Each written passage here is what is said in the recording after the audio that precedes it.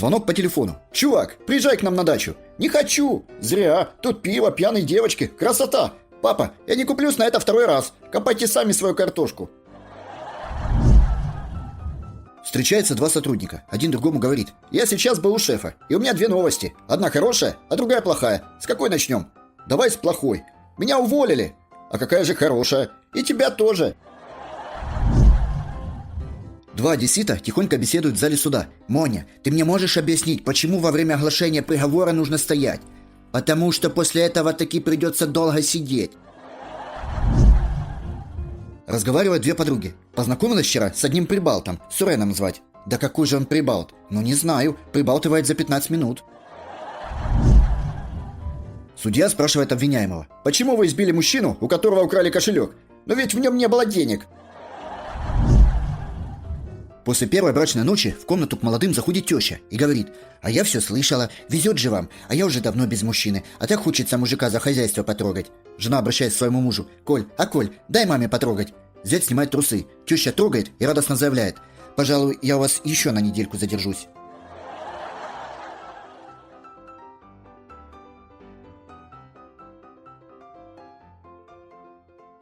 All right, everyone's presentations are done. Nick, the manager, said as he tried to move the discussion forward. Excuse me, I haven't. I recently found out something. Nick interrupted me and began to speak. There's apparently someone in this department who didn't graduate high school and is just a part-timer. Meetings should be for employees only. Absolutely right. His lackey, Mike, of course, agreed with Nick. I'm leaving. After leaving the meeting room, I started to shut down my computer. I noticed that an email had arrived, not in my personal inbox, but in the company's shared email. Thinking, there's no point in speaking up, no one will listen, I went home quietly. The next day, I heard a commotion from Nick's desk. He was staring at his computer screen, his face pale. "Nick? Is something wrong?" Mike looked at the screen with him. And he turned even paler than Nick. Why is he so angry? Knowing the reason for Mike's distress, I thought to myself, serves them right. My name is Adam. My mother passed away when I was in the 9th grade, and I was raised by my father. Well, you could hardly call it being raised. After my mother passed, my father changed. He drowned his sorrows in alcohol, and though he still went to work, he squandered our living expenses on horse racing. Because of that, I had to start working part-time as soon as I entered high school. Every month, I went to the convenience store with bills in hand that couldn't be auto-deducted from my father's account. Even though I endured it because I didn't want to be alone, I reached my limit in my second year of high school and dropped out. I found a live-in job at a distant inn. Thank you for everything. The day I left home, my father, still staring at the TV, spoke. Take care. That was our last conversation. Back then, 18 wasn't the age of majority, so I needed my father's permission to work, and I couldn't hide my place of employment. Yet, my father never visited me even once. I kept working just to survive, and before I knew it, I was 42. Years of hard work paid off, and I was transferred to the headquarters. I was thrilled to be recognized by the company, as I thought I'd be working in the field until retirement due to my lack of formal education. Listen up. Our work can change the future of our employees. Don't drag us down. On my first day after the transfer, Nick, dressed in an expensive suit, spoke sternly. There was a reason for this. Our inn was located in a prominent tourist destination, known so well that everyone in the state could sing its commercial jingle. At its peak, we had 5 locations within the state. But that was long ago. Due to financial difficulties and aging facilities, only the place where I had worked for many years and the original establishment remained. I was prepared to lose my job anytime, but now there was a glimmer of hope. With the rise of social media, the tourist area where the inn was located started gaining attention again. Depending on how hard the sales department, where I was transferred, worked, we could either thrive or be forced to give up this prime location to the new hotel chains continuously popping up. For Nick, who had switched careers from another industry to strengthen our sales, this was a battle he couldn't afford to lose. I understood why he had to be strict. I will do my best. Nick sneered at my enthusiastic declaration. Did you not hear what I said? I'm sorry. I thought I was listening carefully. Out of habit from years of customer service, I apologized reflexively, though I had no idea what had offended him. Someone was watching me with a smirk. In this department, there are those who are expected to excel and those who have been shoved here because they have nowhere else to go. You are the latter. It was Mike, the section chief. He's 7 years younger, at 35. But he was called to headquarters much earlier than I was and had been moving around within the headquarters ever since. I'm not jealous, but I can't accept that he's my boss. Graduating from a prestigious university, he has an unusually high pride and caused many problems as a newbie, making things very difficult for me when I was the front desk leader. When I found out Mike was transferred to the sales department a month before me, I was disheartened. Mike is right. With just a middle school diploma, there's not much you can do. Don't even think about achieving results. As if I didn't exist, Nick remarked, "I'm thirsty." Mike eagerly ran to the coffee maker. It seems Mike is Nick's lackey. I regretted being happy about my transfer to headquarters, wishing I had stayed on site forever. Send a direct mail to every company on this list by the end of the day. Nick only assigned me tasks that even a new graduate could handle. What? There are over 1,000 companies. You want me to send to all of them by today? Yes, if you and your fellow misfits split the work, even those with nowhere else to go should finish by today. I glanced at the employees typing away expressionlessly. They were worn out from customer service, only thinking about leaving on time, or were women reassigned after having children, with zero motivation for work. Even Sam, a new graduate from the same university as Mike, who was supposed to be among the expected achievers, had no enthusiasm for the job, having joined the company wanting to do customer service. I don't care what they say, I plan to quit anytime, he said. Only Nick and Mike were highly motivated, making all the decisions between the two of them. I originally only wanted to work at the inn to survive and had no particular attachment to this job. I swallowed my words, thinking I had no right to reprimand them. About a month after the transfer, Nick told us with a frustrated look. To commemorate the 50th anniversary, we've decided to create a plan exclusive for one group per day. Originally, Mike and I were supposed to come up with it, but our president, Mr. Thompson, insists on hearing everyone's opinions. So, you all get a chance. As Nick explained, Mike began handing out prints. Make sure not to embarrass Nick. If your ideas are half-baked, you'll have to redo them. It seemed that they had printed his handwritten notes by Mr. Thompson, which included several questions and a section for free responses. It made sense why Nick had to seek our input, given that all responses had to be submitted to Mr. Thompson.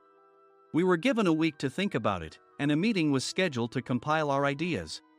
My plan is to let guests enjoy both the old and modern America. Nick began the presentations. Guests would watch a master confectioner at a nearby traditional sweet shop make sweets in front of them. The welcome drink would be premium tea in a bottle. Nick's plan was certainly attractive. After his presentation, Nick called on us to present in the order we were seated. Just as I stood up for my turn. All right, everyone's presentations are done. Excuse me, I haven't. I recently found out something. Nick interrupted me. There's someone in this department who didn't graduate high school and is just a part-timer. He was likely talking about me. I joined the company as a part-timer and was made a full-time employee when I turned 20. That was 20 years ago, so Nick and Mike probably had no chance to know until recently. Meetings should be for employees only. Absolutely right. After that, Nick kept creating opportunities to solicit everyone's opinions, purposefully excluding me from speaking. The meeting unexpectedly heated up and went past the scheduled end time. A few people asked to leave, and the discussion continued with the remaining few. Still here? Normally, you'd leave in that situation. Though I had no attachment to the job initially, hearing kind words from customers made me want to make them happier. For someone like me, with nowhere to go, the inn was my home and customer service was my life. I felt pathetic about my current self. I'm leaving. I left the conference room and started shutting down my computer. I noticed an email had arrived, not in my personal inbox, but in the company's shared email. Thinking no one would listen to what I had to say anyway, I quietly went home. The next day, while preparing the DM as instructed, I heard a commotion from Nick's desk. In his haste to stand up, he hit his knee on the desk. He stared at his computer screen, his face pale. "Nick! What's wrong?" Mike, thinking he should be the first to rush over, approached Nick while still wearing his coat. He peered at the screen with Nick. And he turned even paler than Nick. Why is he so angry? Who is responsible for this company? Nick, more irritated than ever, asked, and Mike answered without checking. Probably Sam. Sam wasn't there because he was attending a morning training session for new hires. Nick gave up on getting angry and returned his gaze to the screen. They were looking at an email that arrived right after the end of the working day yesterday. Apparently, no one, including me, had checked it before leaving. The email was from a large company that used us for their annual employee trips. The president and executives of that company also frequently used our services personally. President of the company, Mr. Mason himself, had declared that neither he nor his company would ever use our services again. Well, some companies cancel their employee trips or stop using our services due to financial struggles. Let's just move on. Mike kept wiping the sweat from his forehead with a handkerchief. Knowing why Mike was so agitated, I quietly watched their interaction. Do you know how much revenue we get from that company? We can find other guests to fill the rooms, but we'll lose the banquet costs, gift shop revenue, rental car fees, and more. Moreover, the gifts were supposed to be prepared by the traditional confectionery shop involved in Nick's proposed plan. If it's known that we incurred such a huge loss at this critical time, Nick's position in the company would be jeopardized. Nick took a deep breath, seemingly trying to calm himself. All right, Mike. Go to New York right now and apologize to Mr. Mason. What? You're coming with me, right? I have urgent work to do. I trust you, which is why I'm entrusting this to you. Please. Mike, believing Nick's sincerity, agreed with a determined look on his face, saying, yes. That's Nick for you. Even if Mike went to apologize, Nick would shift all the blame onto him if the client didn't change their mind. Well, it was Mike's fault to begin with, so it served him right. About 3 hours later, Sam answered a call from somewhere and repeatedly apologized, saying, I'm very sorry. Everyone watched to see what was happening. After ending the call, he informed Nick with a weary tone. When Mike arrived at the client's company, he only made things worse, further infuriating Mr. Mason. He was demanding, get his boss here immediately. It was no wonder Sam was exhausted, dealing with such a call right after returning from training. What is that idiot doing? All right, Adam, you're coming with me. If sacrificing Mike didn't work, then I must be next. Normally, I'd want to refuse at all costs, but I saw an opportunity in this situation. If I can be of assistance, I'd be happy to join you. I obediently followed Nick, and we flew to New York. When we introduced ourselves at the reception, it became clear how serious the situation was, as the receptionist personally escorted us to the president's office. Angry voices leaked through the door, making both Nick and me uneasy. Excuse me. I'm Nick, the supervisor.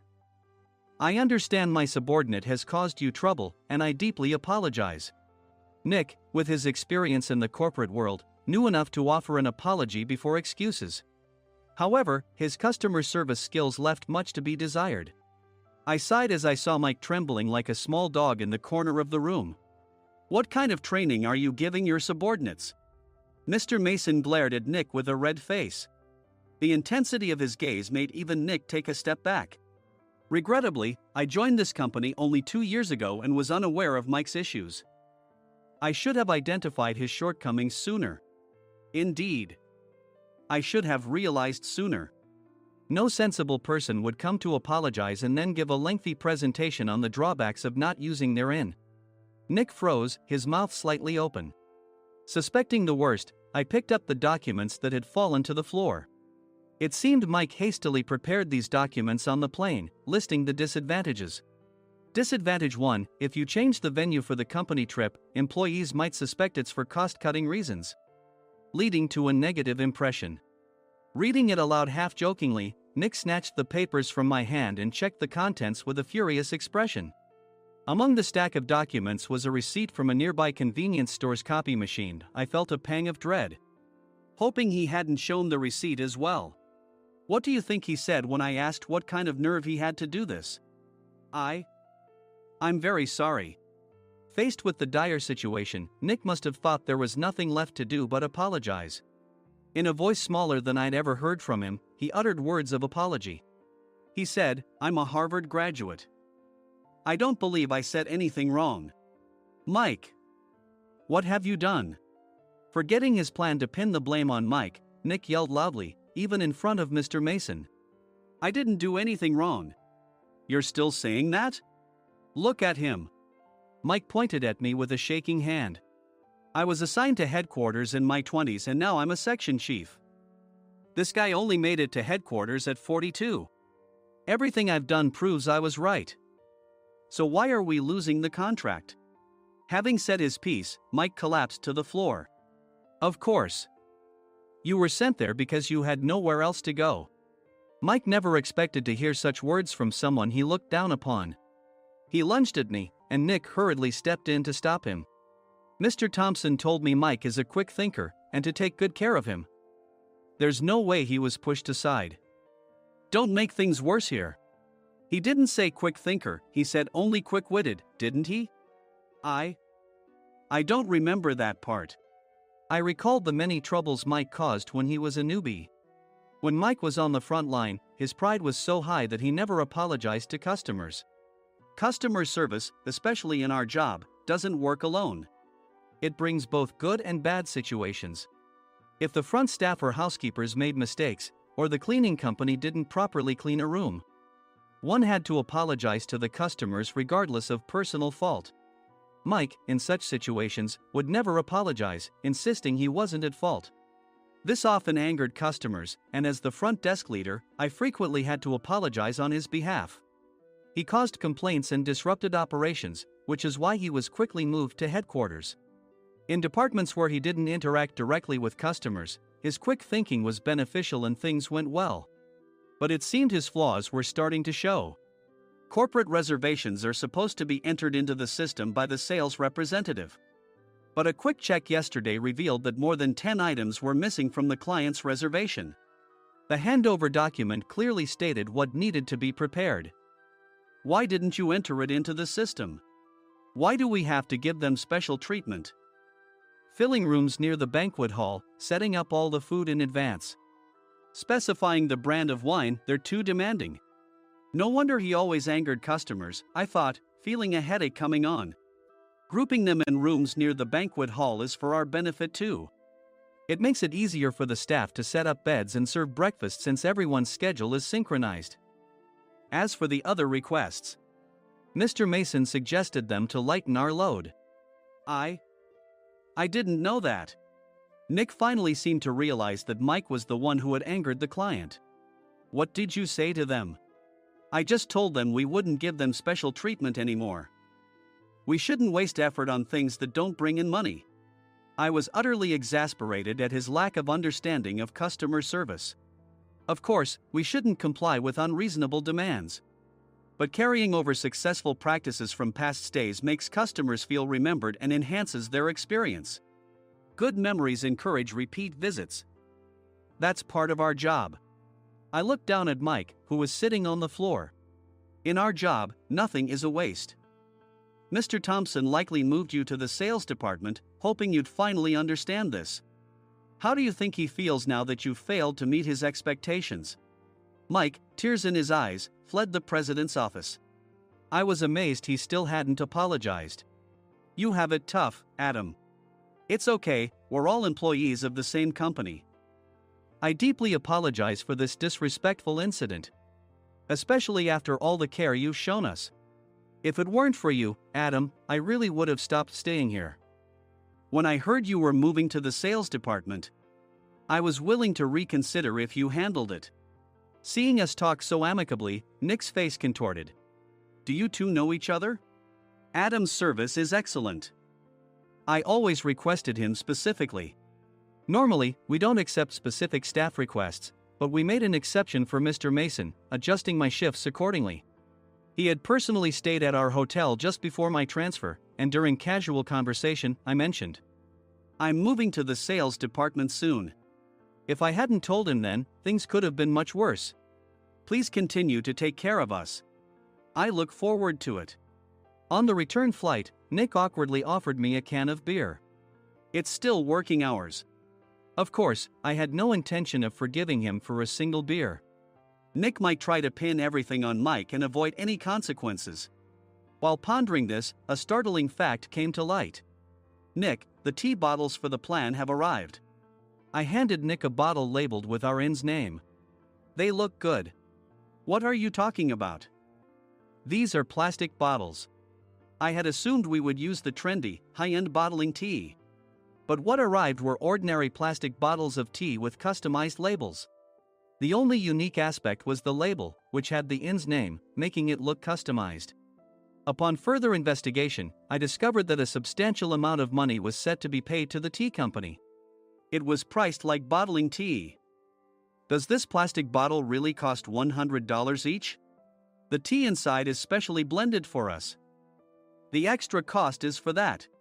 Wouldn't it be better to use another tea company? Or is there a specific reason we must use this one? As Nick continued to make excuses, I showed him a printed email. I informed the tea company's president, Mr. Mitchell, that we discovered irregular payments and he confessed. He said you two were high school classmates and planned to split the extra money. That idiot.